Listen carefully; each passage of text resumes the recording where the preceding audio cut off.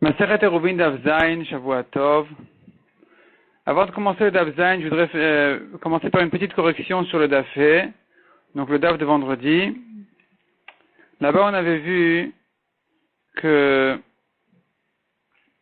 dans le cas où, la Gemara avait dit, dans le cas où il y a au début du Mavoy le mur qui est cassé, alors si il y a 4 tfachim au coin de murs qui n'est pas encore cassé, ça s'est cassé qu'ensuite, sur la longueur du Mavoy, c'est bon.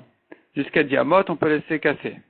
Si par contre, on n'a pas 4 tfachim de construit, dans ce cas-là, ça dépend si j'ai 3 tfachim de casser, c'est pas bon. Si c'est moins de 3 tfachim de casser, alors ça va. Et là-bas, l'explication elle est, je vais pas répéter l'erreur, mais l'explication de la Gemara, c'est que s'il y a moins de 3 tfachim, c'est-à-dire 3 tfachim cassés, si le mur il est cassé, proche de l'entrée du Mavoy, puisqu'on a dit il n'y a pas 4 tfachim de construit dans le mur. Donc là-bas déjà c'est cassé. Mais ce qui est cassé c'est moins de 3 tfachim, on dit la voûte, on dit que c'est comme si c'était lié et que c'était pas cassé et donc c'est bon. S'il y a 3 tfachim ou plus, alors là c'est déjà, ça s'appelle un endroit cassé qui cause un problème. Donc ça c'était la correction pour le Daf He. Maintenant on peut commencer Bezrat Hashem le Daf Zayin. Donc la Gemara ici, elle avait ramené l'histoire d'un Mavoy, donc d'une rue, d'une impasse, qui avait une forme un peu spéciale. La Gemara l'appelait un Mavoy Akoum. Un Mavoy donc Akoum, on voit ici le schéma dans Rashi, l'image dans Rashi, ça a une forme de lettre Chet ou Kaf. Donc ce Mavoy là en question, il est ouvert au Reshut Arabim, 2 fois, disons, à l'est, et après, il sort 2 fois de cette même rue-là, et ça se rejoint quelque part. Donc, ce Mavoy-là, qui s'appelle Mavoy Akoum, on a vu ici, à propos de ce Mavoy Akoum en question, une marloquette. Donc, une marloquette entre Rav et Shmuel. Est-ce que je considère un Mavoy Akoum, donc un Mavoy qui est penché, qui n'est pas ouvert d'un Reshut Arabim à l'autre, il tourne au milieu. Ce Mavoy-là, qui est tordu, qui tourne au milieu, on a une marloquette à savoir est-ce que c'est considéré qu'il est ouvert d'un Reshut Arabim à l'autre, ou bien je dis que puisqu'il tourne au milieu, ça s'appelle là-bas, à l'endroit où il tourne, ça s'appelle qu'il est fermé. Donc on avait vu là-dessus une marloquette Rav et Shmuel, et une deuxième marloquette à propos d'une rue qui est ouverte d'un Reshut Arabim à l'autre. On a vu une marloquette de quelle manière est-ce que on peut permettre cette rue-là. Quelle est la chose à faire pour réparer cette rue-là pour pouvoir porter là-bas? Et à nouveau, on a vu là-dessus une marloquette Rav et Shmuel. Est-ce qu'il faut mettre des portes ou bien il suffit de mettre une sourate à pétard? Donc une sourate à pétard, c'est une forme d'entrée, donc comme on a dit, un roseau de vertical de 2 côtés, plus un roseau horizontal au-dessus. Et là, la Gemara racontait l'histoire, donc dans le daf précédent, la Gemara dans le daf Vav, la Gemara racontait l'histoire d'un Mavoy Akoum, d'un Mavoy en question, en forme de lettre Chet ou Kaf. Donc il commence et qu'il se termine sur la même rue, mais au milieu ça tourne et ça revient. Et là-dessus, l'histoire était qu'ils avaient dit de faire de la manière suivante. Ils sont allés voir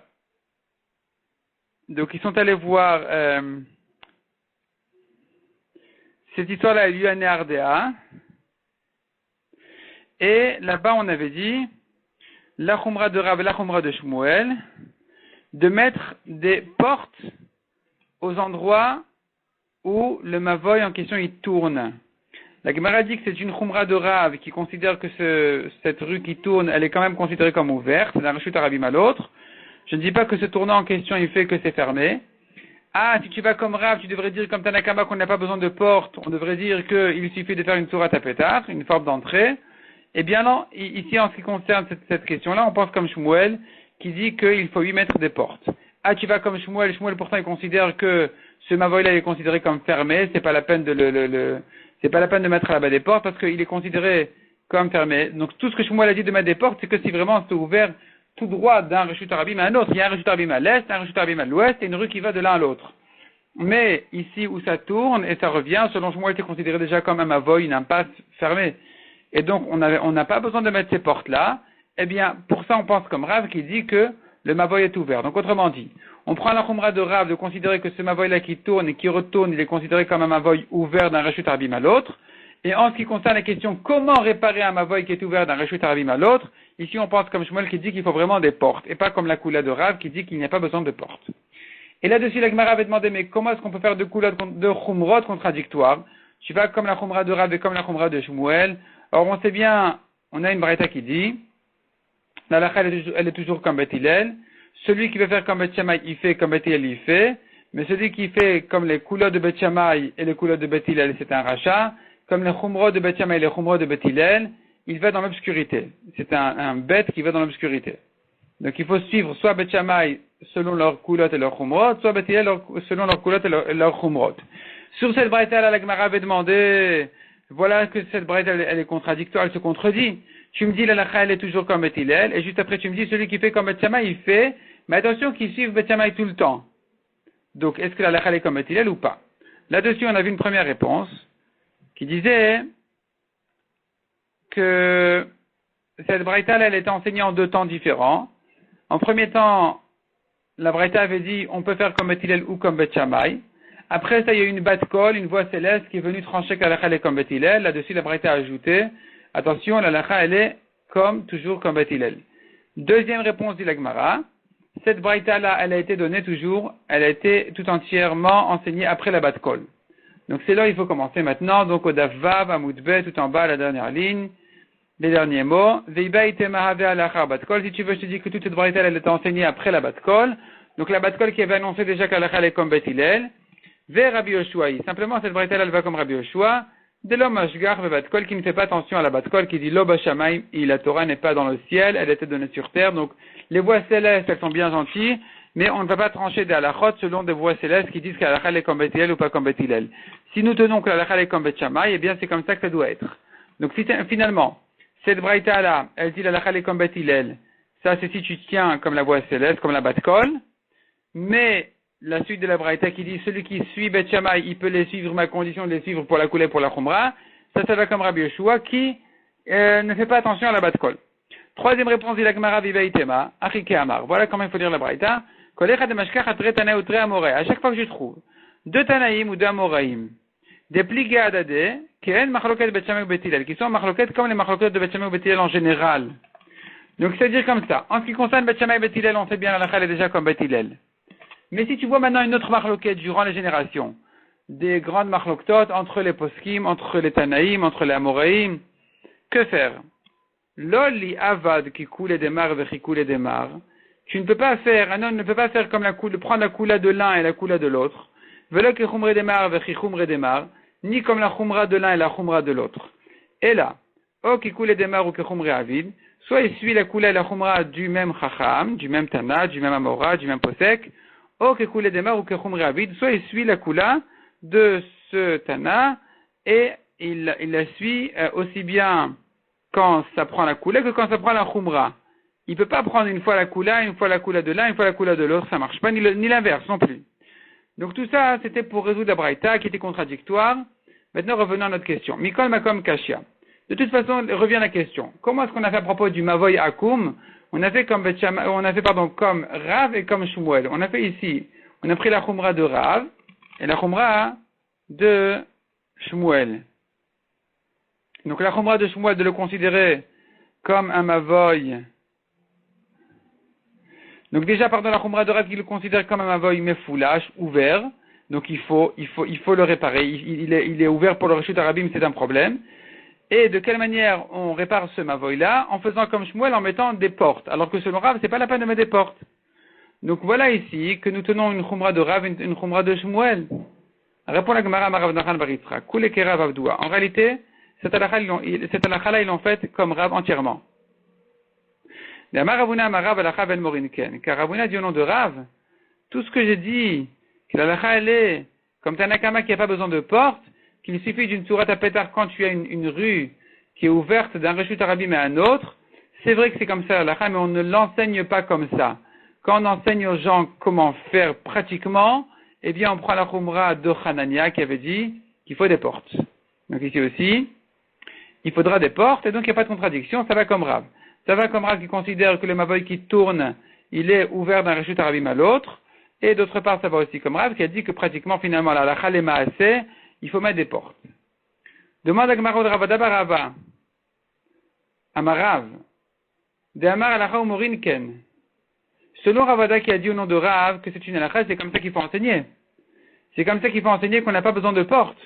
Maïk Alememar. Qu'est-ce qu'on dira ici? Pour quelle raison ils ont pris les portes comme Shmuel? Amar Rav Shezvi répond la Gemara. Qu'il a avdilen que Khumre de Betre. Quand est-ce qu'on ne fait pas une Khumra comme deux Tanaïm, deux Amoraïm, et Chadesat Re'adade? C'est que si les Khumrot, elles se contredisent. C'est-à-dire que la même Svara, elle t'amène d'un côté à une Khumra, d'un côté à une Kula. Là, tu peux pas dire je tiens comme ce Tana en ce qui concerne la Khumra de cette Svara, et je tiens comme l'autre Tana pour prendre l'autre Khumra de la Svara contradictoire. La Gemara donne un exemple. Kegon, Shidra ve Gulgolet, la colonne vertébrale et le crâne. Detna, nous avons une Mishnah. Une Mishnah qui dit quand est-ce que je considère qu'un manque dans le crâne ou dans la colonne vertébrale est considéré comme un manque. Et ça influence sur deux halachot différentes. On a une question en ce qui concerne la Tumat Oel, c'est-à-dire que s'il a dans sa tente le crâne d'un mort, s'il est entier, tout ce qu'il y a dans la tente, c'est tamé. Si par contre,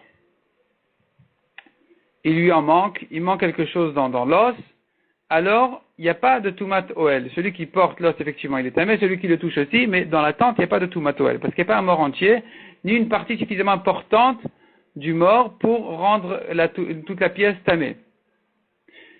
Et là, il faudrait savoir quel est le manque de la goulgolette, du crâne, pour considérer que ça s'appelle plus entier. De même, la colonne vertébrale, à partir de quel manque je considère qu'elle n'est plus entière. Et là-dessus, j'aurai une kula, une khumra. J'aurai d'une part, si je dis que ça s'appelle un manque, d'une part, j'aurai une kula de dire il n'y a pas de touma toel, il n'y a pas de touma dans la pièce. D'autre part, j'aurai une khumra de dire que si tu as fait la shrita à une vache, à un veau, et que voilà qu'il lui manquait ce manque-là, eh bien, ça serait considéré comme taref, parce que c'est un manque. Si par contre tu dis non, c'est pas un manque, il n'est pas taref, alors, d'autre part, tu diras c'est pas un manque non plus, et donc dans la pièce, s'il y a cette partie-là du mort, ça sera tamé, parce qu'il n'y a pas de manque. Tu ne peux pas ici prendre la coulade de l'un et de l'autre, de dire non, c'est pas taref, parce que c'est pas un manque, mais c'est oui un manque en ce qui concerne la touma de la pièce. Tu ne peux pas non plus prendre la khumra de l'un et de l'autre en disant oui, c'est taref, parce qu'il manque quelque chose ici, une partie trop importante. Et par contre, en ce qui concerne la Touma, je dirais que non, c'est pas un manque suffisamment important, c'est considéré comme complet, et donc il y a eu une Touma. Ce sont deux khumrot contradictoires, ou bien deux coulottes contradictoires dans la même svara. C'est sur ça qu'on a dit, on ne peut pas prendre la coula de l'un et de l'autre, et la khumra de l'un et de l'autre. Et la Gemara, donc voyons aussi dans la Gemara, cette histoire-là de Shidra vegulgolet, d'Etnan. Nous avons une Mishnah dans Masechet Ha'alot qui dit Ashidra vagulgolet shechasru. La Shidra, la colonne vertébrale, vagulgolet et le crâne shechasru qui leur manque une partie avec Kamachisaron. Qu'est-ce qu'on appelle un manque pour dire qu'il n'y a plus de Touma dans la pièce? Beshidra, dans la colonne vertébrale, Bet Shammai omrim shte chuliot, ou Bet Hillel omrim chulia achat. Selon Bet Shammai, deux vertèbres, selon Bet Hillel, une seule. Une seule, c'est déjà un manque, il n'y a plus de Touma dans la pièce. Ou vagulgolet, en ce qui concerne le crâne,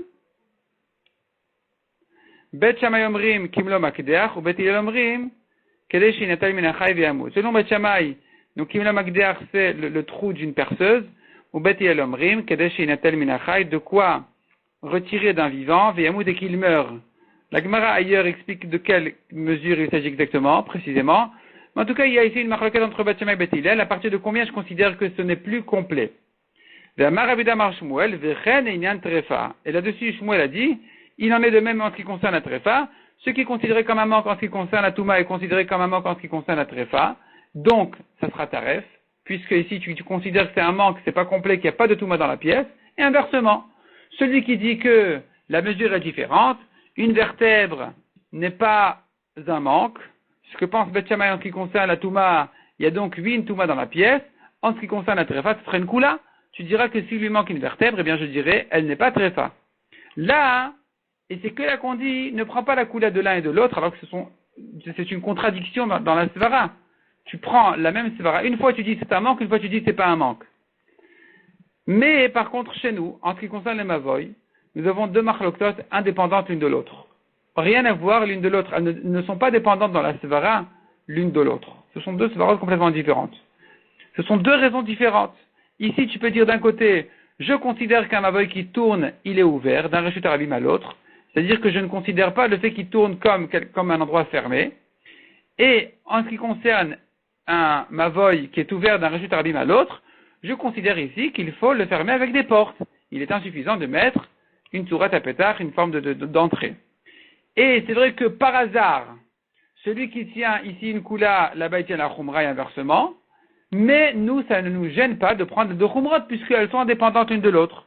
C'est pas contradictoire. Tu peux dire d'une part, je considère que c'est ouvert, d'autre part, je considère que quand c'est ouvert, il faut des portes. C'est pas contradictoire, donc on n'a pas de problème ici de prendre les deux khumrot, ni d'ailleurs même deux koulottes. On aurait le droit de tenir dans une question comme un posek qui prend la koula, dans une autre question pour tenir comme la comme un autre posek qui prend la koula, malgré que chacun des deux, il prend une khumra, il prend à chaque fois une khumra, je peux me servir de la koula de l'un, de la koula de l'autre, si elles ne sont pas contradictoires, pour permettre. Je peux m'appuyer sur deux koulottes, même si j'ai besoin de les prendre de chaque fois d'un autre posek, alors que chacun des deux, il me dira sur ce même cas-là que pour une autre raison, il faut être mahmir, eh bien, je pourrais me servir des deux koulottes si elles ne sont pas contradictoires. Donc, voyons-le donc dans la Gemara. C'est ce que dit la Gemara, lorsque ça ne te contredit pas, il n'y a pas de contradiction, avdinan. On peut faire deux chumrot. Demande la Gemara, est-ce que vraiment quand c'est contradictoire, on ne fait pas deux coulottes ou deux chumrot contradictoires? Metivrav Mesharshia. Rav Mesharshia objecte d'une histoire avec Rabbi Akiva. Masel Rabbi Akiva chez Liket Etrog Bechad Bishvat. Voilà que Rabbi Akiva, il accueille un Etrog le premier Shvat. Venag Boshne Isurin, il a fait deux prélèvements, Echad Kedivre Bet Shammai, Echad Kedivre Bet Hillel. Une fois comme Bet Shammai, une fois comme Bet Hillel. Donc ici, la Gemara ne s'explique pas suffisamment, c'est plus expliqué dans Masechet Rosh Hashanah. Dans Masechet Rosh Hashanah, nous avons une marloquette entre Bet Shammai et Bet Hillel. Quand est-ce que c'est Rosh Hashanah la Ilanot? Quand est-ce que commence la nouvelle année pour les arbres fruitiers? Selon Bet Shammai, c'est Rosh Chodesh Shvat, selon Bet Hillel, c'est Tu Bishvat, le 15 Shvat. Et qu'est-ce que ça change, le fait que ce soit Rosh Hashanah? L'année des arbres fruitiers commence, et alors? Et donc, si maintenant tu vas cueillir un fruit, il faudra lui faire les prélèvements selon l'année qui vient de commencer.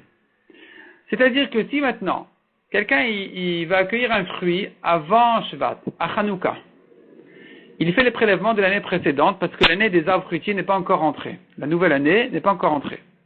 Si par contre, il accueille après Tu Bishvat, il est clair qu'il doit faire les prélèvements selon la nouvelle année.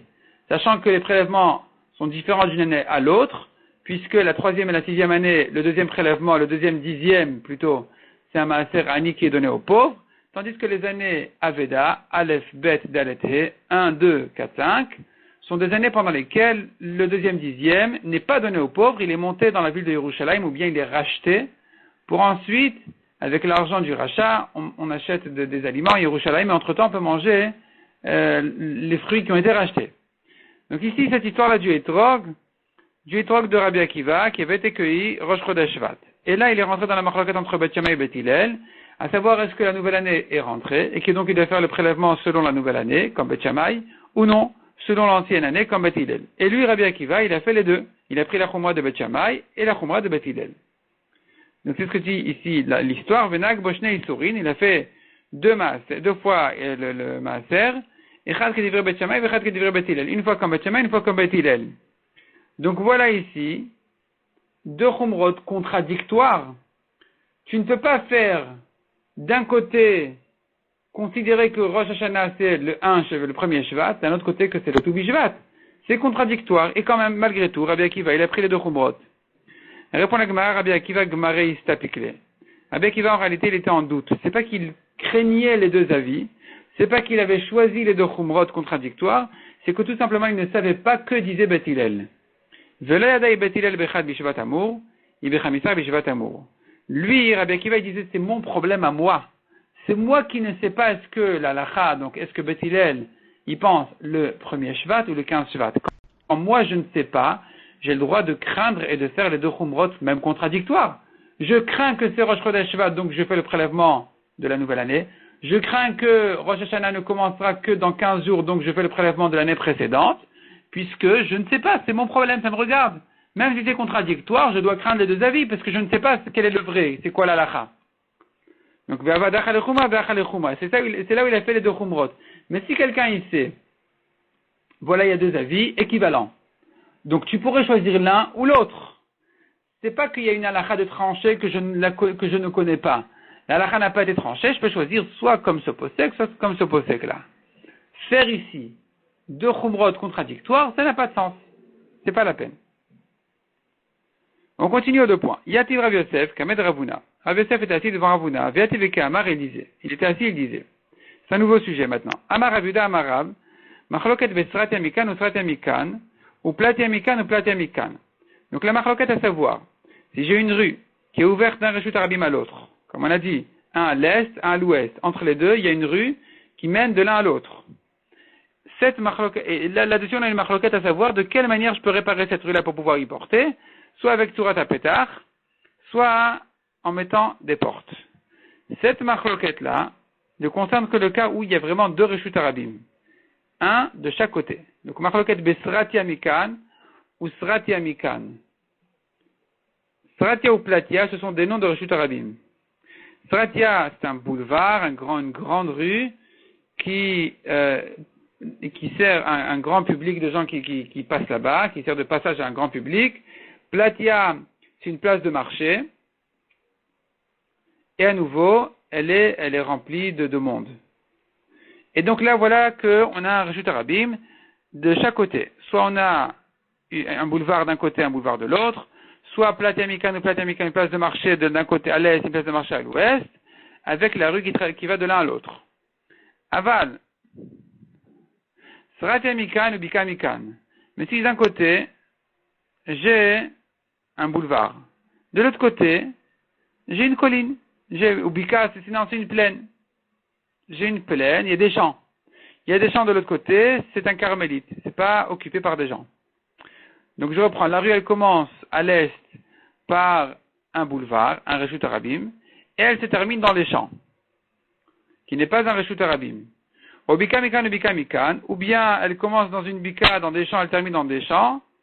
Ici il est clair qu'il n'y a pas besoin, il n'y a pas de machloket, il n'y a pas besoin de porte, au Tzurat HaPetach Mikan, d'un côté il fait une Tzurat HaPetach, Velechi Vekora Mikan, de l'autre côté il place un Lechi Okora, c'est suffisant. Il n'y a pas besoin de mettre de porte. Il suffit de mettre des petits roseaux, comme on a dit. D'un côté, Tzurat HaPetach, il fait deux roseaux debout et un couché dessus, la forme d'une entrée. De l'autre côté, il marque le mavoy par un lechi au Korah. C'est suffisant. La Gemara demande, Ashta Sratia Mikan ou Bika Mikan, si déjà dans le cas où il y a un Reshut Arabim d'un côté et des champs de l'autre, c'est le Tzurat HaPetach, Mikan, Lechi Vekor Mikan, il n'y a pas besoin de porte. Ici, il est suffisant de mettre une Tzurat HaPetach d'un côté et de l'autre côté un petit Lechi au Korah. Alors, Bika Mikan, Bika Mikan, Mibaya, est-ce que c'est la peine de dire que même dans le cas où, et c'est la peine de dire que dans le cas aussi, d'ailleurs, où il y a des champs de chaque côté de la rue, eh bien, il n'y a pas besoin de porte, il se suffit de marquer de réparer ce mavoy en question par, d'un côté, une Tzurat HaPetach, d'un autre côté, Lechi au Korah. Répond la Gemara. Achike Amar. Sratia Mikan, Bika Mikan. La Gemara explique que non. Le chidouche, il est de dire que si d'un côté j'ai un boulevard, un Reshut Arabim, et ça se termine dans un champ, alors Naasak et Bika Mikan ou Bika Mikan, ça ressemble à un cas où ça commence par des champs et ça se termine dans des champs, la rue, et que donc j'ai pas besoin de porte, je peux réparer cette rue-là facilement en faisant un Tzurat HaPetach, deux roseaux verticaux avec un horizontal dessus, et de l'autre côté je mets l'Echi Okora qui est, tu mets un roseau debout, ou bien une poutre couchée. Une poutre, tu la mets horizontale au-dessus de l'entrée. Au Messayim Bamishme de Rav Yehuda, et il termine cette halakha au nom de Rav Yehuda. Imaya, donc Rav Yosef termine cette halakha au nom de Rav Yehuda et pas au nom de Rav. Imaya mavoy kalel rechava, en tarich klum. Si cette rue-là, ce mavoy en question, il se terminait, cette fois-ci, à une rechava, il n'y a rien besoin. Il n'y a rien besoin. Qu'est-ce que c'est qu'une rechava? Alors une rechava, c'était derrière les maisons. Il y avait un endroit qui servait, c'était une propriété privée qui servait à... C'était même pas tellement fréquenté, c'était une genre de cave, il jetait là-bas ses affaires qu'il n'utilisait pas en général. Ça s'appelle rechava. Donc, ici, le mavoy se termine dans une rechava. Dans une rechava, et j'ai pas besoin de mettre quoi que ce soit à l'endroit où le mavoy arrive, juste, il donne sur la rechava, puisque c'est un endroit qui n'est pas fréquenté. Il n'y a pas besoin de mettre là-bas quoi que ce soit, ni des portes, ni une sourate à pétach, ni les chiokora, rien du tout. Le chidouche, il est de dire que malgré que, de l'autre côté, en face du mavoy, tu as une sortie qui donne sur le reshut arabim, donc le mavoy se termine sur une rechava, mais c'est pas la fin de l'histoire. La rechava de l'autre côté, si tu la traverses quand même, ça donne sur un reshut arabim. Je ne suis pas gêné par le fait que la rechava est ouverte de l'autre côté par le reshut arabim. C'est pas pour autant que je vais considérer que ce mavoy-là, il est en réalité ouvert, il donne sur un reshut arabim. Je ne crains pas ce problème et je dis que c'est bon. Il n'y a pas besoin de faire quoi que ce soit à l'endroit où ça se rejoint avec la rechava. Amar la Abaye Rav Yosef. Abaye qui a entendu son maître Rav Yosef dire cette halakha-là, au nom de Rav Yehuda cette fois-ci, sans préciser le nom du maître de Rav Yehuda qui lui avait appris cette halakha. Abaye a constaté en disant à Rav Yosef, écoute, Ad Rav Yehuda de Shmueli. Cette halakha-là que tu dis au nom de Rav Yehuda, elle vient de son maître Shmuel. Sachant que Rav Yehuda avait deux maîtres, il avait Rav et ensuite Shmuel. Cette halakha-là, il ne l'a pas prise de Rav, il l'a prise de Shmuel. On tourne la page. Deïde Rav, Caché des Rav à des Rav. Car si c'est la Rav Yehuda l'avait apprise de Rav, son maître, son premier maître, on se trouverait face à une contradiction dans Rav lui-même. Non seulement une contradiction, même deux. Betarte. On a une double contradiction dans les paroles de Rav. De Amar Rav Yirmiyah baraba Amar Rav, car Rav Yirmiyah a dit au nom de Rav. Mavoy shenifrat bimlo le chatzer. Venifreta chatzer kenegdo. Voilà un mavoy, donc une rue qui se termine, qui est ouverte complètement, qui donne complètement sur une cour. Donc la différence entre chatzer et rechava, c'est que Khatser, elle est devant la maison. C'est un endroit qui est, lui, utilisé et fréquenté par le propriétaire. Tandis que la Rechava, c'est à l'arrière de la maison. C'est plutôt là-bas, on jette tout ce qu'on n'a pas besoin. Et donc, ici, voilà que le Mavoy, il donne sur le Khatser, sur la cour. Venifretza Khatser Genegdo. Et en face de cette cour-là, c'est ouvert et ça donne sur un autre Reshut Arabim. Khatser Muteret. La cour elle-même, on peut porter là-bas. Elle est quand même considérée comme fermée parce qu'elle a des murs. Et c'est vrai qu'elle est ouverte d'un côté sur le Mavoy, de l'autre côté sur un Reshut Arabim. Mais finalement, il y a quand même suffisamment de murs et de mechitot pour considérer que le khatser, la cour, elle est fermée et que on puisse porter là-bas. Tandis que, par contre, au mavoy assour, le mavoy lui-même, il est interdit. Il est interdit parce qu'il donne justement sur ce khatser, sur cette cour-là. Et c'est là où finalement, on trouve la double contradiction dans Rav. Si vraiment, ça avait été enseigné le premier enseignement au nom de Rav, Ve'amai, l'évêque et mavoy chez Kayal et Rechava. Pour quelle raison tu dis que c'est assour? On devrait dire que c'est comme un mavoy qui se termine dans une Rechava, où là-bas on avait dit que c'est moutard. Donc finalement, voilà ici le problème. On a deux enseignements. Un de Rav Yehuda, qui était l'élève de Rav, on ne sait pas au nom de qui il a dit. Cet enseignement-là, donc, de Rav Yehuda, il parlait de Rechava. Il parlait de Rechava, donc le mavoy terminé, il donnait sur une Rechava. Et après, c'était ouvert sur un Reshut Arabim. Là-bas, Rav Yehuda nous a dit que c'est permis, le mavoy il est permis. Ici, nous avons l'histoire d'un mavoy qui se termine sur un khatser, une cour, et à nouveau, et ici, là, au nom de Rav, on dit que le mavoy il est interdit. Donc ici, la Gemara trouve ici une double contradiction, mais la Gemara n'explique pas où et quelle est exactement la contradiction. Rashi explique qu'il y a en réalité ici deux sujets. En fait, ici, on est en train de traiter deux problèmes. On a une première question à savoir. Est-ce que le mavoy, je le considère comme ouvert sur un reshut arabim? Est-ce que je dis que c'est comme s'il donnait sur un reshut arabim, sachant qu'il est ouvert sur une rechava qui donne sur un reshut arabim, qui est ouvert sur un reshut arabim? Donc est-ce que je considère le mavoy depuis le début comme s'il était ouvert sur un reshut arabim? Et donc il serait interdit, il faudrait vraiment le réparer pour le séparer, le distinguer du reshut arabim. C'est un problème.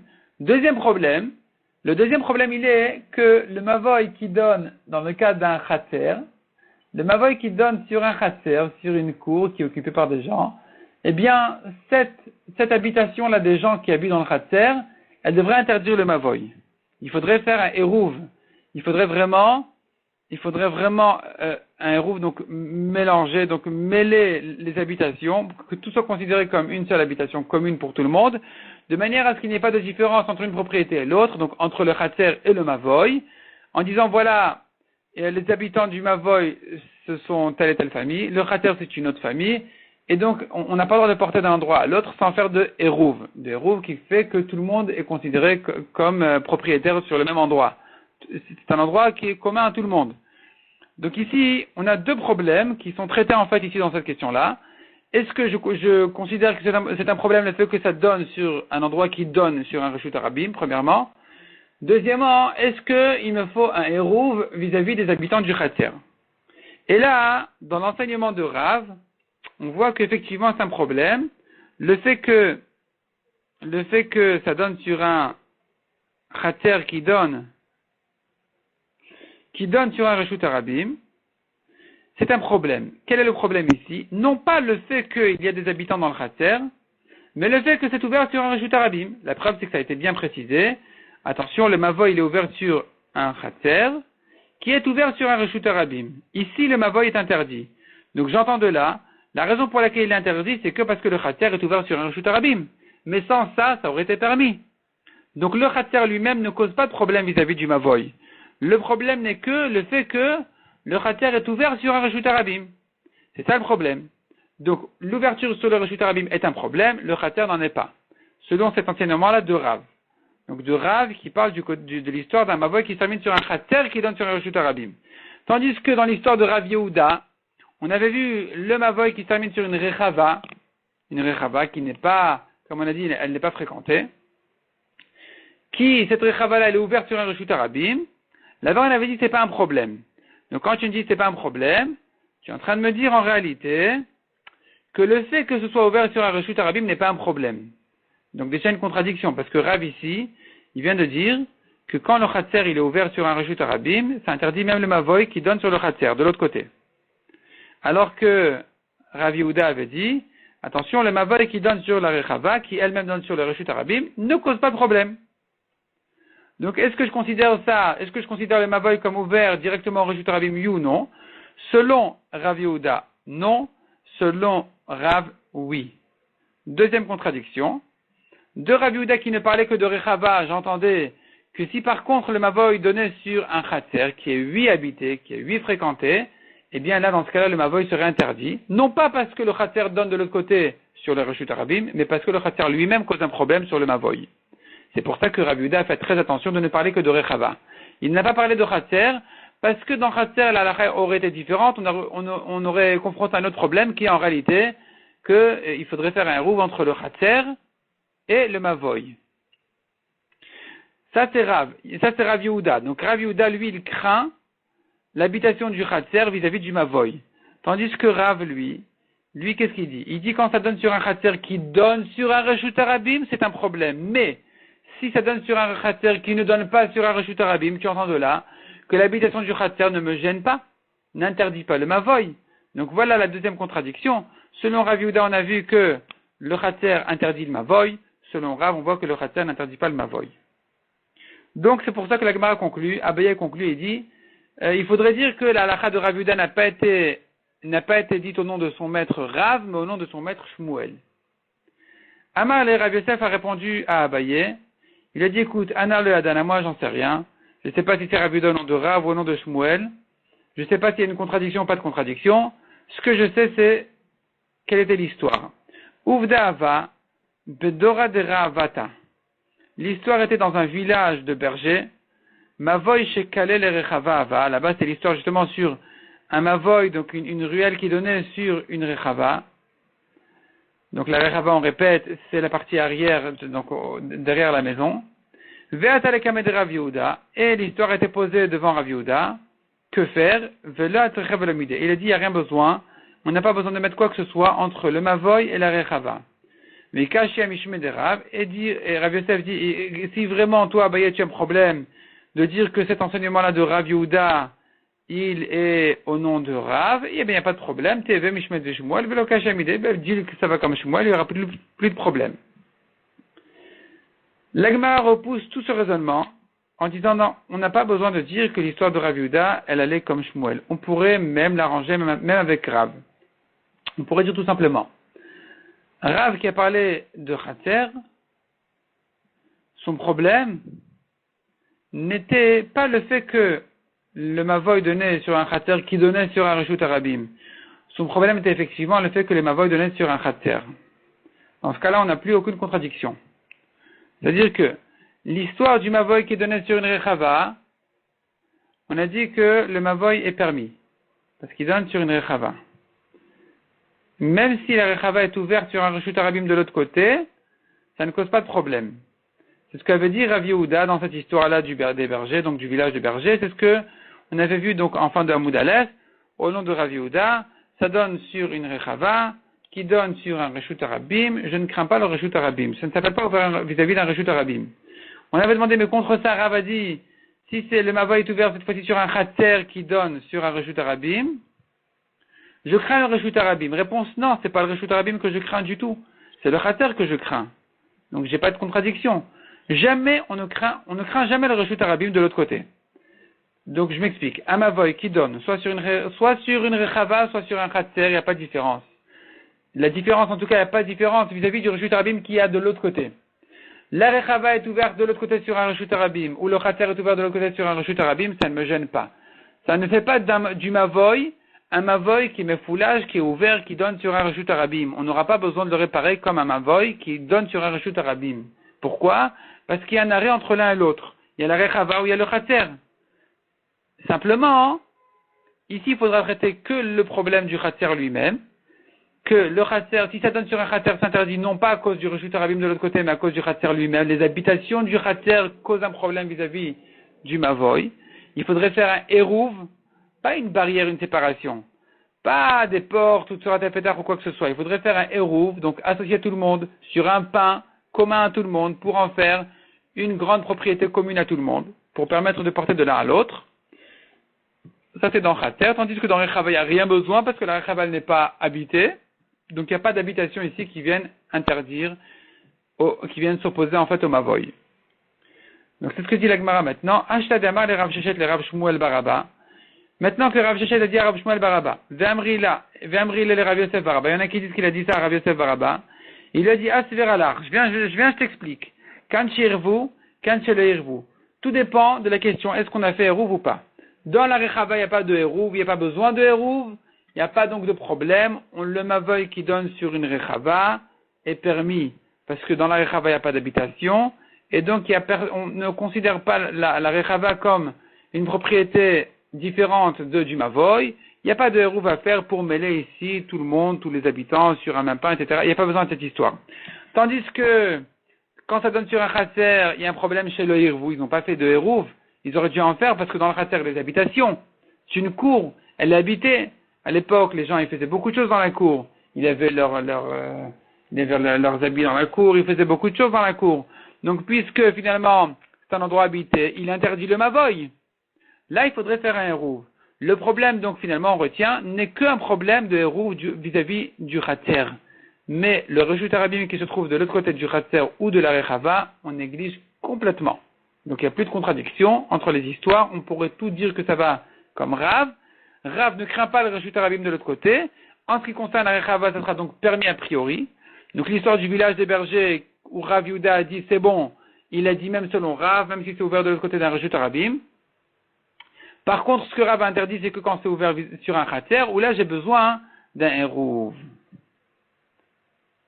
Donc c'est ce que dit la Gemara, Derav Nami Lokashia. La contradiction dans Rav n'en est pas une non plus. On peut dire tout simplement Kan Shirvu b'nei Khater imne Mavoy. Ici, c'est dans le cas où il y a eu un Hérouv de fait entre les gens du Khater, les habitants du Khater avec les habitants du Mavoy, puisqu'ils ont fait un Hérouv, ils sont tous associés, alors ça s'appelle une propriété commune à tout le monde, on peut porter de l'un à l'autre. Quand chez le Hérouv, tandis que si on n'a pas fait de Hérouv, alors c'est là où Rav va interdire de porter de l'un à l'autre, mais toujours à nouveau, le problème n'est pas le Reshut Arabim, le problème n'est que le Khater. La Gemara va continuer à analyser toute cette histoire-là dans le daf suivant. On va s'arrêter là pour aujourd'hui.